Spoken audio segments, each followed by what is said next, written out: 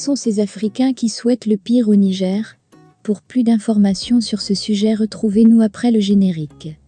Mais avant de commencer, n'oubliez pas de vous abonner et d'activer la cloche de notification pour ne pas manquer nos prochaines vidéos. Bon visionnage.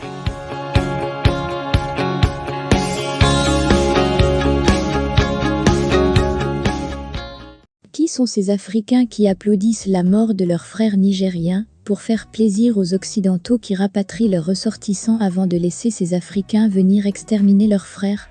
Qui de ces présidents africains songe à évacuer ces ressortissantes du Niger avant d'y mettre le feu?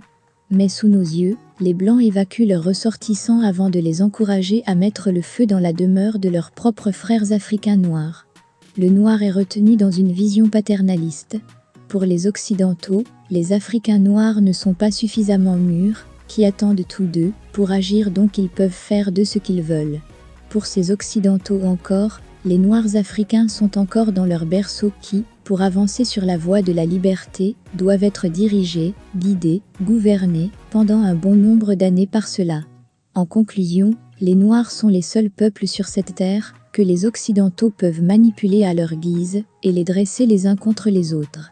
Pour ainsi dire, les Noirs ne sont pas entrés dans l'humanité. Les autres continuent de les persécuter à ce XXIe siècle.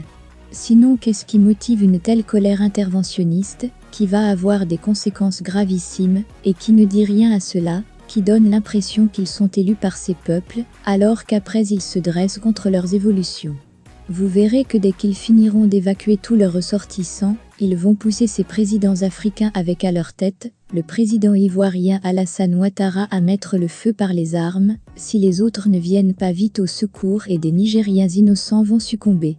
Les lobbyistes de leur LGBT tapis dans l'ombre qui veulent absolument que les Africains pratiquent ce mode de vie contraire aux us et coutumes des Africains, sont à la manœuvre qui active le feu. Malheureusement, les oppositions politiques africaines, tout comme les constitutions, sont des fragiles qu'on manipule et incapables d'agir. C'est vrai que Madame Simone Gbagbo a interpellé le président Ouattara, mais si tout le monde convergeait dans le même sens, il ne faut pas faire agir cette intervention quand les Occidentaux auront fini de faire évacuer leurs ressortissants du Niger. Cela risque de provoquer une guerre dont personne ne pourra mesurer les conséquences. Si Macron est fâché, qu'il se rende sur le champ des opérations à visage découvert, au lieu de créer des problèmes aux présidents africains qui n'agissent pas pour leur compte. S'il vous plaît, épargnez cette vilaine guerre à ce peuple qui a trop donné à la France et qu'elle veut lui témoigner de l'ingratitude la plus meurtrière. Ces Africains qui fêtent de voir le Niger se détruire doivent réviser leur copie, ils verront que parmi ces futurs tués, il n'y aura aucun blanc.